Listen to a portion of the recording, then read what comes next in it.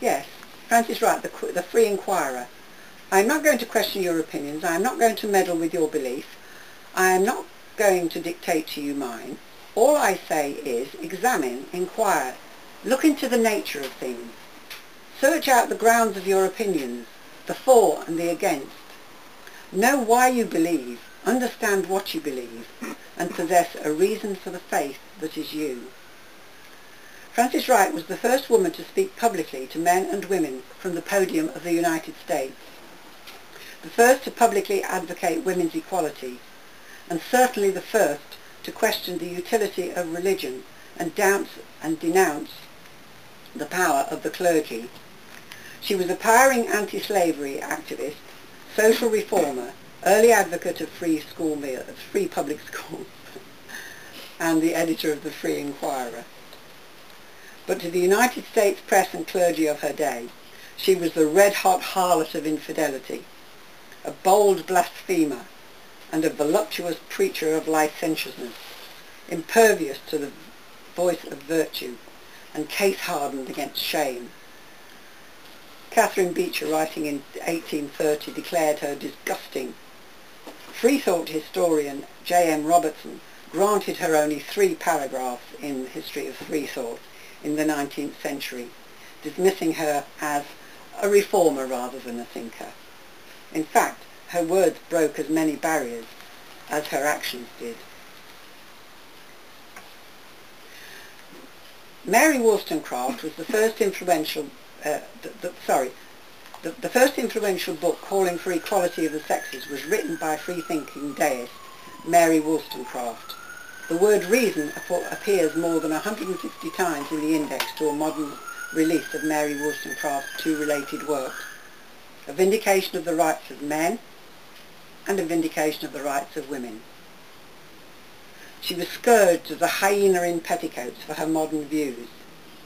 She was a child of the Enlightenment, and a lot of these women did actually get a certain amount of support and sustenance from Enlightenment philosophers. Her deism invoked a God that was nature, perfection and the source of reason. Biographer Eleanor Flexner and others have suggested the evidence shows that Mary later lost even this faith, adopting an agnostic point of view. She expressed strong opinions against conventional religion, the ministry, astrology, the monarchy, many customs of the wealthy, and slavery. She championed women's rights, children's rights, and animal rights. She counselled the benefits of breastfeeding, early education, dress reform, rational parenting, and called for a national system of free co-educational primary day schools. And so it goes on. Let me just find Hypatia Bradlaugh Bonner, because she wrote some very interesting things. Dora Russell is in this book. Margaret Knight, who stunned the British public by suggesting that atheists could be moral without religion. Annie Besant is in here.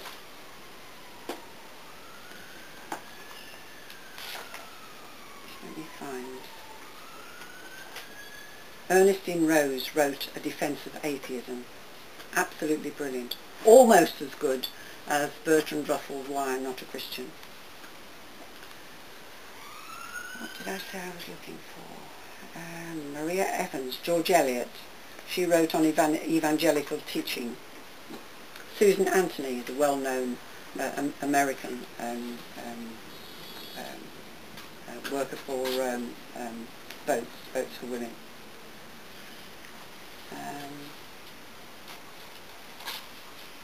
What am I looking for? I'm looking for Hypatia Bradlaugh Bonner. Bear with me.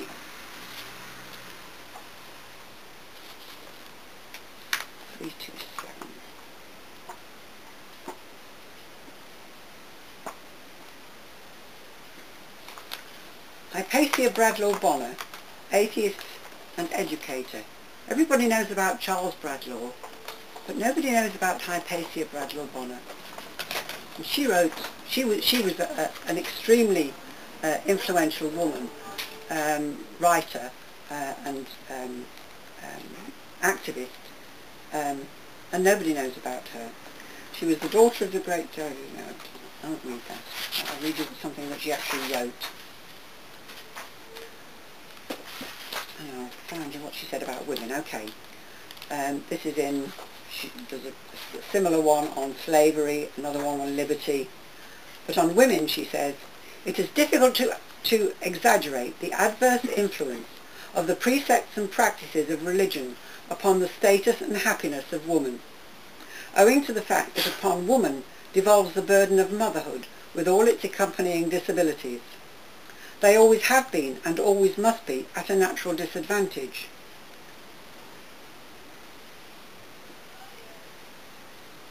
In the struggle of life as compared with men. With certain rare exceptions, women all the world over have been relegated to a position of inferiority in the community, greater or lesser according to the religion and the social organisation of the people. The more religious the people, the lower the status of women. The rise which has taken place recently in the status of woman in certain countries is due almost wholly, if not entirely, to the decline in religious belief. Among our own people, where circumstances have been especially favourable to the growth of the spirit of liberty, the independence of women and the equalisation of their rights have come only little by little. Every step has been gained in defiance of the Church and the teaching of the Scriptures, and in no way through their aid. When women cease to kiss the rod which has chastised them for the past 16 centuries, their emancipation will be still further hastened, their characters strengthened, and their activities given full scope, not only in England but in France, Italy, Spain, and in the other Christian countries in the world. The wider education of women should do more to improve their condition. It should make them more respected, and what is of equal importance, it should make them respect themselves more. The more women know, the less they will believe, and once released from thraldom of belief, they will be free to prove their own worth. The more heretical women become, i.e. the more they think, criticise, and make up their minds for themselves, instead of humbly asking their husbands, as enjoined by St. Paul, the sooner they will reach a position of dignity and independence.